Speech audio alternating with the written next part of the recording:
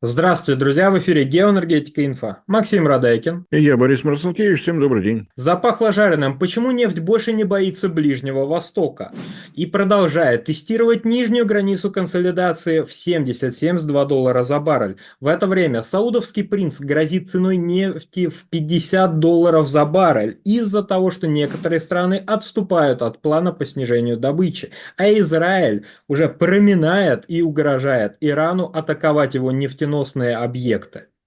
Борис Леонидович, почему такое происходит и что, собственно, почему нефть не пугается и не взлетает к 100 долларам за баррель? Давайте по порядку. Начнем задом наперед. Заявление наследного принца Саудовской Аравии, которое приписывает ему Wall Street Journal, одно из изданий, которое, как известно, входит во всемирный холдинг один Bloomberg сказал, сокращенно ОБС.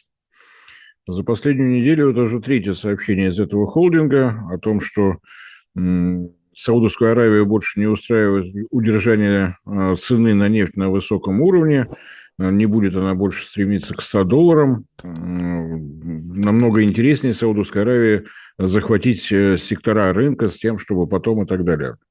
При этом никаких комментариев со стороны наследного принца Саудовской Аравии мы не слышим. Я думаю, что он просто не в курсе того, что он заявляет. Напомню, что еще 2 года тому назад решение ОПЕК о недопуске на свои заседания представителей холдинга ОБС, я имею в виду Bloomberg, Wall Street Journal, Financial Times и прочее, их туда просто не пускают. То есть возможности получить информацию из первых рук у них нет, но у них есть возможность ссылаться на неназываемые, но чрезвычайно достоверные источники. Чем они, собственно говоря, на протяжении последних пару недель и занимаются весьма и весьма старательно, перекидывая подобного рода новости из одного издания в другое, как горячую картошку. В этот раз решил отличиться Wall Street Journal. Сегодня, 2 октября, состоялось заседание мониторинговой комиссии стран ОПЕК+, стран, подписавших соглашение ОПЕК+. Никаких сенсаций, ничего жареного, ничем нигде не пахнет. Решено, что сделка будет продлена теперь уже до декабря 2025 года, собственно говоря. Что еще выдающегося? Есть 3 страны, которые недосократили добычу нефти в соответствии с договоренностями ОПЕК+, Ирак, Казахстан и Россия. По этому поводу вице-премьер Российской Федерации Александр Новак уже сообщил, что Россия уже вышла на исполнение всех обязательств по сделке плюс, и в течение этого месяца вот этот неубранные 480 тысяч баррелей в сутки будут приведены в порядок. У Казахстана сейчас выходят на планово-предупредительные ремонты крупное месторождение, по-моему, Кашаган, и, соответственно, вот это превышение объемов добычи будет компенсировано, судя по всему, это заранее и планировалось. Остается Ирак, но и с его стороны прозвучали заявления о том, что он все проблемы решит до конца года, и поводов для волнений, собственно говоря, нет. То есть встретились, обсудили, кто не прав. Те, кто не прав, пообещали все исправить. На этом все спокойно разошлись. Следующее заседание 1 декабря. Волноваться повода нет. Видимо, вот эта новинка о том, что Саудовская Аравия решила уронить цену на нефть, наказав тем самым всех участников сделки ОПЕК+, это нечто новое. Предыдущие серии были посвящены тому, что очень плохая ситуация в экономике Китая. Ну, видимо, эта новость уже наскучила, теперь решили взяться за наследного принца. Я просто позволю себе напомнить, что в 2020 году, в момент всеобщих проблем с пандемией, уже была попытка выйти из обязательств по ОПЕК+, нарастить объемы добычи. Но у меня такое впечатление, что здесь вот для того, чтобы 2 парня подружились, им надо для начала немножко подраться. Подрались, были претензии по этому поводу у Саудовской Аравии, были ответные претензии России, добились того, что на торгах на Нью-Йоркской бирже стоимость барреля получила отрицательную величину в минус 42 доллара, то есть заберите нефть, мы вам доплатим. После этого Все драмы закончились, участники ОПЕК плюс вернулись за стол переговоров. И я не думаю, что у Саудовской Аравии внезапно появилось желание еще раз проверить ОПЕК плюс на прочность. Так что вряд ли у Wall Street Journal это последняя публикация на эту тему. Я думаю, еще 2-3 в запасе есть. Еще не все выступили. Bloomberg выступал. Financial Times, по-моему, еще не выступал. Так что впереди у нас еще новости вот оттуда должны поступить. Может быть, еще кто-то присоединится. Холдинг большой, там компаний много. Что касается ситуации, почему нефть снизилась, стоимость нефти на торгах снизилась и не желает подниматься, несмотря на драматические ситуации в небе над Израилем. Ну, во-первых, череда вот этих словесных интервенций плохо в Китае, внезапная агрессивность со стороны Саудовской Аравии, нефтяная и так далее, свое дело делают. Это первый момент. Второй момент. Мы видим, насколько аккуратно Иран ответил на агрессивные действия Израиля, на откровенно провокационные действия Израиля. Мы видим и сдержанную реакцию Израиля. Есть обещание в обязательном порядке ответить, но мы не скажем, когда. Вероятнее всего, что если что-то и состоится, то это будет уже ближе к сенсации. Приближается время выборов в Соединенных Штатах, и Соединенным Штатам не стоящего у власти демократической партии, не у республиканской желания того, чтобы конфликт на Ближнем Востоке приобретал большой масштаб, нет. В Соединенных Штатах вообще с этим сложно. С одной стороны, там достаточно сильное произраильское лобби, с другой стороны, среди избирателей немалое количество мусульман. То есть здесь надо как-то выдерживать баланс, встать однозначно на одну сторону не действующему президенту, не кандидатам на выборах, в общем-то, невыгодно. Поэтому будут всеми силами стараться сдерживать и Израиль со всеми его действиями по отношению к Ливану, по отношению к сектору Газа и так далее, и так далее. Это одна сторона вопроса. Вторая сторона вопроса, продолжающаяся вот эта активность, чтобы еще придумать. Экономику в Китае уже разрушили, теперь возьмемся за наследного принца. Кто будет следующим, сказать сложно, но я, конечно, все жду фразу, что Путин во всем виноват, ее пока еще не было, странно, недоработочка явная. Реально, по той оценке, которую выдал Александр Новак сегодня в интервью ТАСС, ожидается, что в этом году общий рост спроса на нефтепродукты составит более 1 миллиона баррелей в сутки, 1,44 он назвал. Я думаю, что это ближе к реальности, чем все остальное вместе взятое. Другой вопрос, когда физическая нефть, продажи физической нефти приведут в порядок рынок фьючерсов. То, что мы видим с вами на биржевых торгах, это не торговля черной жижей, это торговля всевозможными бумажными опциями. В частности, мы видим фьючерс, это торги о том, как будет возможно продаваться нефть в следующем месяце. На месяц вперед загадывают.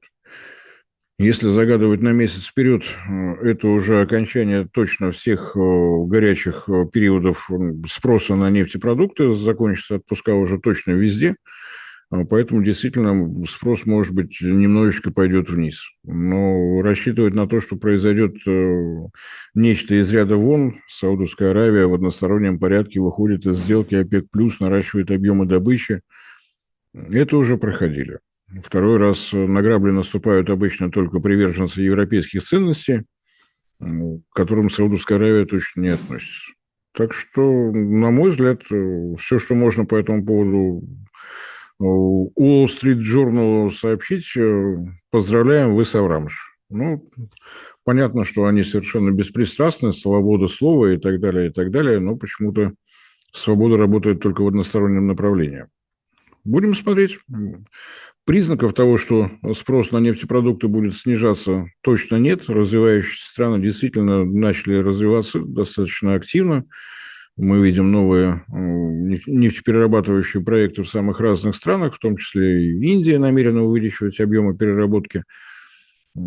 Если верить словам главного человека в нефтяной промышленности России, я имею в виду, конечно, нашего министра финансов он уже сообщал, что намерен вести переговоры с нефтяными компаниями о инвестиционной добавке для того, чтобы действующие заводы увеличивали объемы переработки. Новые нефтеперерабатывающие заводы России, как известно, строить не надо.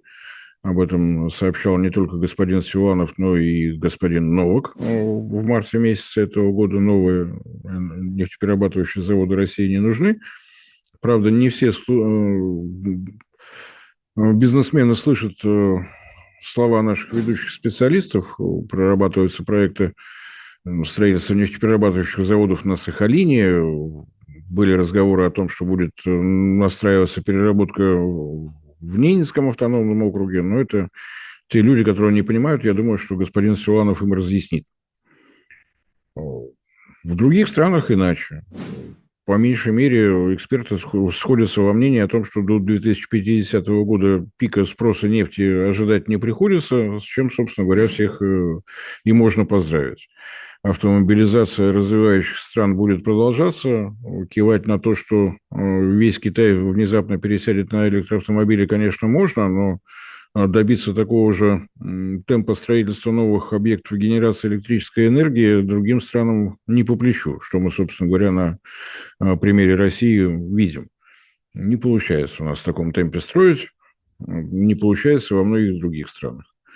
Так что каких-то сенсаций, чего-то жареного на рынке нефти ждать не приходится. Понятно, что ситуация с выборами в Соединенных Штатах будет продолжать нервировать рынок, но это будет рынок не физической нефти, а бумажной нефти. Это не те торги, которые проходят сейчас. Это то, что будет проходить через месяц. Так что мне кажется, что надо успокоиться и смотреть на рынок нефти глазами спокойными, памятуя о том, что в новом бюджете Российской Федерации цена нефти заложена как $60 за баррель, запас у нас есть. Бюджет у нас практически бездефицитный, 0,5% от общей суммы. Это то, что можно считать статистической погрешностью. Так что предлагаю не нервничать и меньше считать издания, входящие в большой мировой холдинг, один Bloomberg сказал. Это вредно. Борис Леонидович, ну, все-таки памятуя к прошлым событиям, раньше рынок нефти как-то более резко реагировал на всякого рода информационные интервенции. Что должно случиться, что должно произойти, чтобы цена Брента, ну, вернулась, можно так сказать, к $100 за баррель? Ну, неизвестно, кому такой возврат был бы выгоден. Но, ну, давайте просто посмотрим, раз уж вынуждены просто смотреть не на энергетику, а на геополитику. Всплеск цен был, когда возникли проблемы с судохождением в Красном море стараниями движения хуситов. Но эту проблему рынок уже сумел переварить, так скажем. Увеличилось количество маршрутов вокруг Африки, мимо мыса Доброй Надежды. Рынок уже привык к тому, что выросла стоимость фракта нефтяных танкеров. Те события, которые мы наблюдаем сейчас, изменений не вносят. По-прежнему надо обходить Красное море, по-прежнему надо ходить вокруг Африки и так далее. Но в том случае, если обострение конфликта между Ираном и Израилем будет увеличено, под ударом оказывается Ормузский пролив, и вот это действительно может стать той причиной, которая резко вздернет цены на нефть. Состоится это или нет, ну, сказать сложно. Тут надо обращаться к политологам, они лучше могут рассказать, проанализировать, что можно ожидать, чего ожидать не стоит, чего стоит опасаться, чего нет. А пока те проблемы, которые были, рынок уже сумел переварить, новых пока мы не увидели. Если возникнут проблемы в Ормузском проливе, ну, вот тогда да. Борис Леонидович, большое спасибо за комментарий. Друзья, пока YouTube замедляют, призываю не дожидаться, пока нас заблокируют вместе с ним, и подписываться на наш телеграм-канал «Геоэнергетика Инфо». Ссылка будет в описании и закрепленном комментарии. Там же будут реквизиты для желающих финансово поддержать наш проект. Спасибо, до новых встреч. Всем спасибо за внимание, всем всего доброго.